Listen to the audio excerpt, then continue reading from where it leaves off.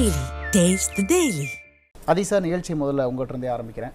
வழக்கமாக October November December வந்தால் சென்னை தான் வெள்ளத்தில் மிதக்கும் அப்படிங்கிறதெல்லாம் நம்ம கடந்த காலங்களில் நம்ம கேள்விப்பட்டிருக்கோம்.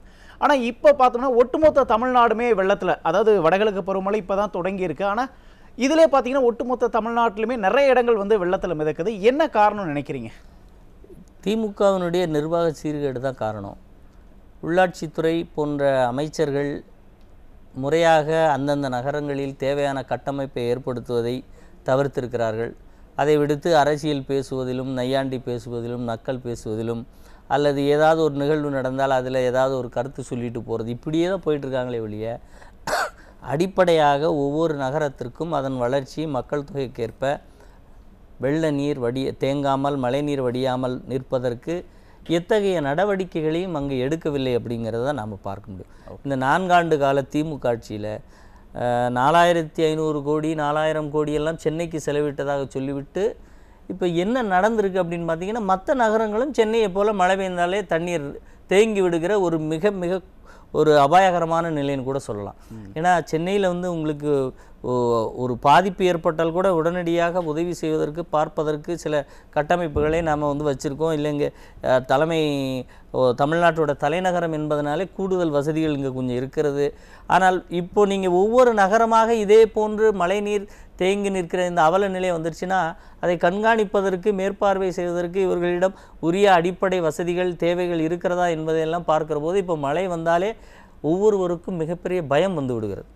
எப்படி இந்த மழையில் நம் வீடு தப்பிக்குமா, நாம் தப்பிப்போமா, அல்லது நம்மளுடைய பொருட்கள், வாகனங்கள், வண்டிகள் இதையெல்லாம் தப்பிக்குமா என்கின்ற அளவுக்கு மழை என்றால் அச்சம்ங்கிற அளவுக்கு இந்த அரசு இந்த 4 ஆண்டு கால ஆட்சியில் ஒரு மிகப்பெரிய அவல நிலையை இந்த திமுக அரசு ஏற்படுத்தி இருக்கிறது. அதற்கு தமிழகத்து மக்கள் இல்லை சார், இப்போது சென்னையில் மழைநீர் வடிகால் பணிகள் வந்து ஒரு 4.5 வருஷத்துக்கு மேலே நடந்துட்டு இருக்கு. சரி, அதனால் வெள்ள பாதிப்பு அப்படின்னா ஒட்டுமொத்த தமிழ்நாட்டுக்குமே திமுக எதுவுமே செய்யலை அப்படின்ட்டு நம்ம சொல்கிறது சரியாக இருக்குமா? சரியாக இருக்குமானா சார், நீங்கள் 4 ஆண்டுகளுக்கு திமுக ஆட்சிக்கு முன்னால் இந்த நகரங்களில் எங்கேயாவது மழை, இது ஒரு நாள் மழைக்கு தண்ணி நின்றுருக்கிறதா எங்கேயாவது? அப்படி செய்தியை நீங்கள் பார்த்துருக்கீங்களா? இல்லை.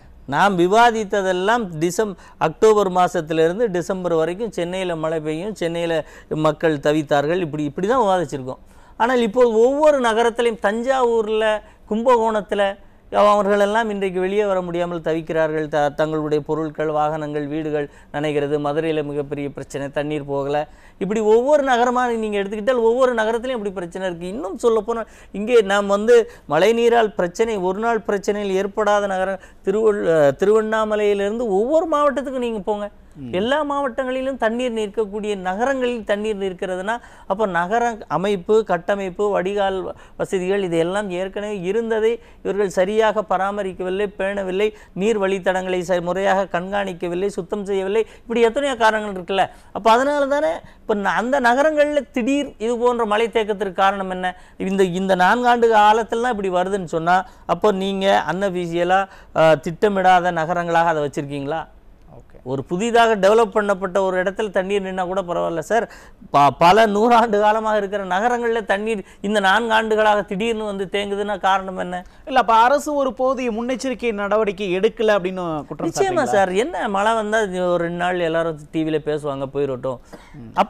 அப்போ எவ்வளவு தெளிவான முறையான நடவடிக்கைகளை ஒவ்வொரு நகரத்திலும் எடுத்திருந்தா தானே சார் அந்த நீர்வழி பாதைகளை சரி செய்து இப்போ ஒவ்வொரு நகரத்திலும் நீர் வெளியேற்றப்படணும்ல. அப்போ அந்த விஷயங்களை நாம் சொல்லுகிற சென்னை தவிர்த்த பிற நகரங்களில் முறையாக இவர்கள் செய்யவில்லை அப்படிங்கிறது மிக தெளிவாகுதா? ஒரு பெருமழை பெய்திருக்கிறது, எதிர்பாராத மழை, தமிழகம் இதுவரை எதிர்பார்க்கவில்லை அப்படின்னு அந்த பகுதிகளில் மழை இல்லையே. மிஞ்சி போனால் 14% அதிகப்படியாக தங்கச்சிமேடு அந்த பகுதிகளில் நடந்திருக்கு. ஓகே, இப்போ இதற்கு பரவலாக உச்சிப்புளி, ராமநாதபுரம் இங்கெல்லாம் கூட தண்ணீர் தேங்கி நிற்குது, தண்ணீர் போக வழி இல்லை அப்படின்னு செய்திகள் வருதில்ல. அப்போ பரவலாக தமிழ்நாட்டில் நீங்கள் எல்லா நகரங்களிலும் இன்று தண்ணீர் நிற்கிறது. ஒருவேளை இன்றைக்கோ நாளைக்கோ, இன்னும் ஏற்கனவே 8 மாவட்டங்களுக்கு ரெட் அலர்ட் கொடுத்துருக்கீங்க, நாளைக்கு 5 மாவட்டம்னு சொல்கிறீங்க. அப்போ இந்த மழையின் அளவு இன்னும் அதிகமாக விழுந்தால் அப்போ தண்ணீர் தேங்கி வெளியே போகாத நிலை என்பது எவ்வளோ ஒரு அபாயகரம். இப்போ தான் மழை தொடங்கி இருக்கு. இல்லை, அதான் சொல்லுவார், தொடங்கி இருக்கிறது. அதுலேயும் இன்னும் ரெட் அலர்ட் இருக்குது. நாளைக்கு ரெட் அலர்ட் 5 மாவட்டங்களுக்கு கொடுக்குறீங்க.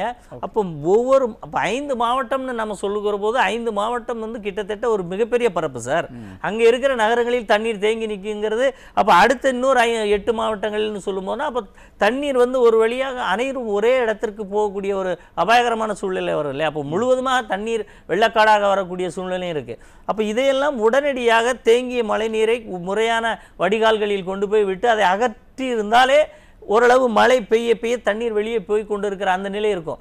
ஆனா சார், இப்ப கடந்த காலம் இப்ப திமுக ஆட்சிக்கு வந்த இந்த 4 ஆண்டு காலத்திலே பார்த்தோம்னா இந்த எப்பப்பெல்லாம் இந்த மழை காலம் வருதோ அப்பப்பெல்லாம் திமுக அரசுக்கு நிறைய அவப்பெயர்கள் வருது. மக்கள் வந்து திமுக அரசை கடுமையா விமர்சிக்கிறாங்க. அப்படிங்கும்போது இந்த வருஷமும் வடகிழக்கு பருவமழை இப்ப அக்டோபர்ல தொடங்கிருன்னு அரசுக்கு தெரியும். ஏன் அந்த முன்னெச்சரிக்கை நடவடிக்கையை முன்கூட்டியே செய்யாம இருக்காங்கன்னு நினைக்கிறீங்க சார்? அது மக்கள் மீது அக்கறை இல்லை அப்படிங்கிற ஒரு விஷயம்.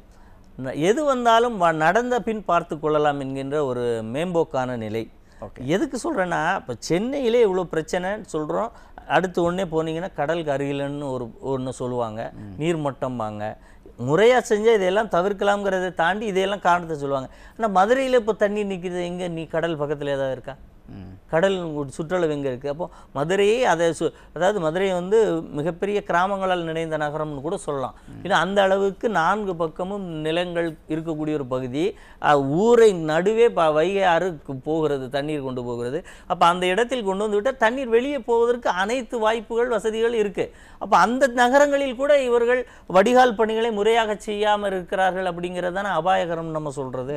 இப்போ ஒரு நீர் வழித்தடத்தில் சரியான மேலாண்மை செய்யாமல் இருந்தால் ஒவ்வொரு நகரமாக இப்படி மழைக்கு நீர் தேங்கக்கூடிய நகரமாக மாற்றப்பட்டு கொண்டு இருக்கிறதோ அப்படிங்கிறது. அப்போ இதற்கு பின்னால் என்ன இருக்குது? ஒருவேளை இது போன்ற தண்ணீரை தேக்கி நிறுத்தி அதன் மூலம் ஏதாவது நாங்கள் நிதி ஒதுக்குகிறோம், மத்திய அரசிட்ட நிதியை வாங்கி அதில் ஏதாவது கமிஷன் கலெக்ஷன் கரப்ஷனுக்கு வழிவகுக்கிறோன்னு நினைக்கிறாங்களா?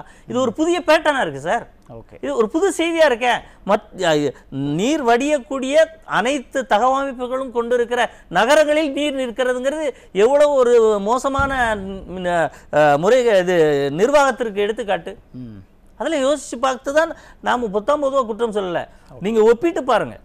கடந்த ஆண்டுகளில் அதிமுக ஆட்சி காலத்தில் இருந்தாலும் சரி, இல்லை அதற்கு முன்னாடி இருந்த திமுக ஆட்சி காலத்தில் கூட இது போன்ற நகரங்களில் தண்ணீர் நிற்கலையே.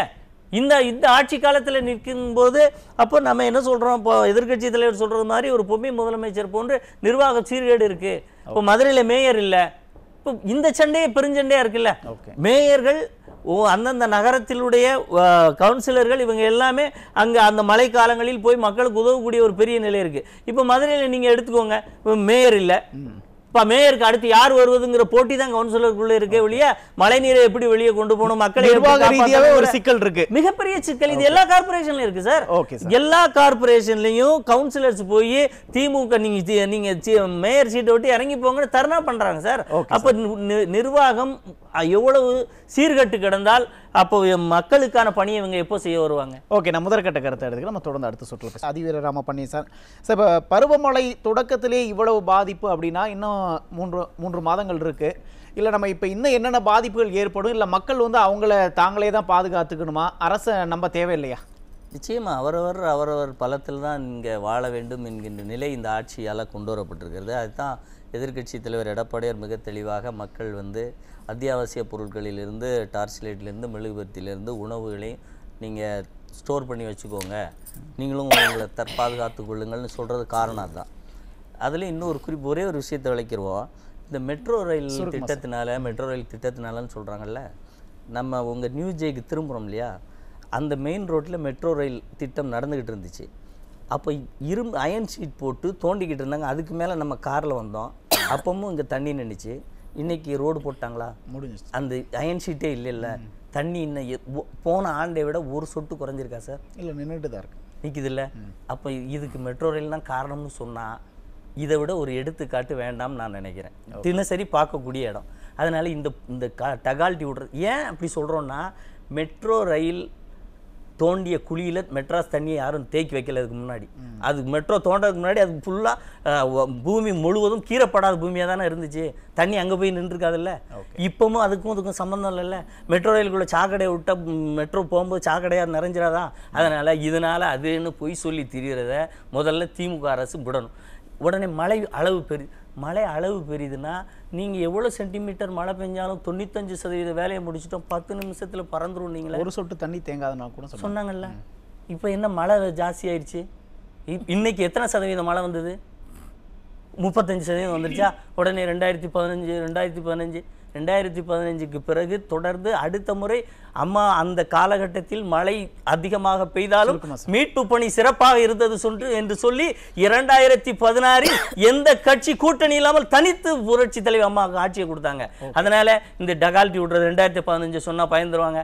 அன்றைக்கெல்லாம் கண் துஞ்சாத அத்தனை மீட்பு பணிகளை மிகச்சிறப்பாக செஞ்சிருக்கோம். அதனால இந்த வேலைகளை குறித்து அதே மாதிரி நான் சாருக்கு ஒரு கொஸ்டின் டிபேட்னா எந்த ஊரில் எந்த இடத்தில் பாலம் உடைந்ததுன்னு சொல்லணும். ஆனா நாங்க இந்த ஊரில் இந்த இடத்தில் தொடர்ந்து 3 நாளில் திருவண்ணாமலை பாலம் உடைந்ததுன்னு சொல்றோம்.